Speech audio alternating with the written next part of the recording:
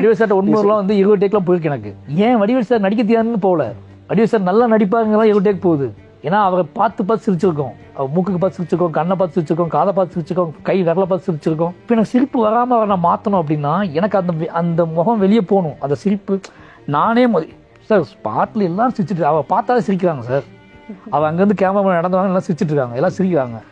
அவர் சிரிப்பு காட்டிட்டு தான் வராரு. ஓகேவா? இப்போ எனக்கு சேலஞ்சாக இருக்குது. அப்போ அவர்கிட்ட கொஞ்சம் கொஞ்சமாக நான் அவர்கிட்ட வந்து வெளியே கொண்டு வர்றதுக்கு வந்து டைம் எடுக்கு. அவர் பண்ணிவிடுவார் ஈஸியாக. ஆனால் அவர் கம்ஃபர்ட்டில் ஒன்று பண்ணுவார். அந்த கம்ஃபர்ட் அவருக்கு நியாயமானதாக படும். பட் என்னோட கேரக்டர் என்ன அப்படிங்கிறதோட ஆழம் வந்து எனக்கு தான் தெரியும். அப்போ நான் என்ன பண்ணுவேன்னா கொஞ்சம் கொஞ்சமாக அவர்கிட்ட சொல்லி புரிய வச்சு இல்லை சார் இது அது அந்த கண்ணு மட்டும் இப்படி ஆட்டாதீங்க, அது சிரிப்பு வருது. ஏன்னா அவர்கிட்ட சொல்ல முடியாது சிரிப்பு வருது அப்படிங்கிறது வந்து அவருக்கு ஒரு சந்தோஷம் உள்ளுக்குள்ள இருக்கும்.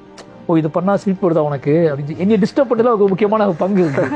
சிரிச்சல்ல மாட்டினியா அப்படின்னு. ஓகேவா? நான் வந்து சிரிக்காமல் பார்க்கணும் அப்படிங்கிறது வாழ்க்கையில் பெரிய தவமாக நினச்சிட்டு இருந்தோம். என்ன நினச்சிட்டு இருந்தோம்னா வடிவேல் சார் நேரில் பார்த்து பேசிக்க மாட்டோமான்ட்டு. ஏன்னா அவ்வளோ சிரிக்க வச்சிருக்காரு நம்மளை. அவரை சிரிக்கவே கூடாதுன்னு நம்ம போய் உட்காந்துட்டு இருக்கோம். அந்த சேலஞ்சில் இருக்கும்போது தான் நான் அதை புரிஞ்சுக்கிட்டேன் நான். ஏன்னா அது அவர் உள்ள ஒரு டைமில் வந்து உதய் சார் என்ற வருத்தப்பட்டு பேசினார். 19 டேக்கு போயிடுச்சு அவர்கிட்ட கேட்டுகிட்டே இருக்கீங்க அப்படின்னு சொன்னார். என்னன்னு சொல்லுங்க அவர்கிட்ட போயிட்டே இருந்தால் என்ன அர்த்தம் அப்படின்னு கேட்டார். நான் சொன்னேன் அவரோட உடல் மொழி சேஞ்ச் ஆகணும். ஒன்று அவர் திரும்பும்போது பின்னாடி சிரிக்கிறாங்க, அது வரக்கூட சிரிப்பு யாரும் சிரிச்சக்கூடாது, சின்னதாக கூட சிரிச்சக்கூடாது அப்படின்னா நம்ம என்ன பண்ணணும். அப்போ வந்து ஒரு ஆர்டிஸ்ட்க்கு அந்த கேமரா முன்னாடி அந்த இதையும் அடிக்கும் பார்த்தீங்களா, என்னன்னு தெரியாம அது வந்து சாதாரணமாக இருக்குது. சும்மாலாம் போயிட்டு அப்படி கிடைக்கல அந்த ஃபோட்டோ இருக்கு. உண்மையிலேயே அந்த நேரத்தில் அவங்க சொல்கிறாங்க சார் ஆர்டிஸ்ட்டுக்கு கேமரா முன்னாடி இதையும் அடிக்கும்னு. அந்த ஃப்ரேமை ஃபிக்ஸ் பண்ணுறதுக்கு முன்னாடி எங்கள் டயட்டுக்கு அடிக்கும். ஒரு ஸ்டேஜ் பண்ணும்போது பெரிய ஆர்டிஸ்ட்லாம் இருப்பாங்க, இவங்க இங்கேருந்து வராங்க, இவங்க இங்கேருந்து வராங்க, இவங்க இங்கேருந்து வராங்க, இவங்க எது பேசுகிறாங்க அப்படின்னு மனசுக்குள்ளே ஓட்டி பார்த்துட்டு இங்கே எல்லாம் கேமராமேன் எல்லாருமே இருக்காங்கன்னா அவங்க எல்லாத்தையும் புரிய வைக்கணும். புரிய வச்சுட்டு இதெல்லாம் ஓகே பண்ணி நம்ம ஒரு ஷார்ட் எடுக்க போகிறோம்.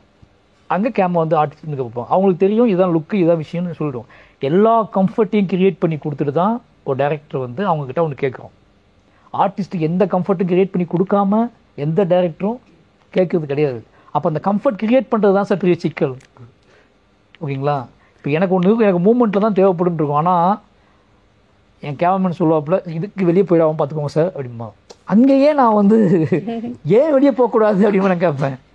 இப்படி திரும்பினா கை நீட்டினா அப்படி கை நீட்டுவாரா, கை நீட்டுவாரா எனக்கு தெரியாது அப்படிமா. நான் கை நீட்ட சொல்லலை. பட் அந்த டைலாகுக்கு அந்த எமோஷ்னலுக்கு அவர் கையை நீட்டுன்னு தோணுச்சுன்னா நான் எப்படி தடுக்க முடியும்?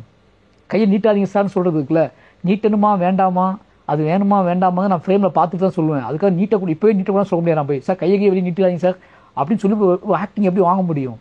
நீ லைட்டாக பெருசாக பண்ணுறா அப்படி தான் நான் சொல்ல முடியும். கேமராமேன் லைட்டாக பெருசாக பண்ணுங்க அப்படின்னு சொல்லிக்க முடியும்.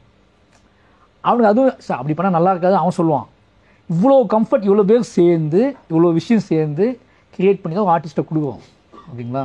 நான் இதை சொன்னாங்கக்காக சொல்லலை.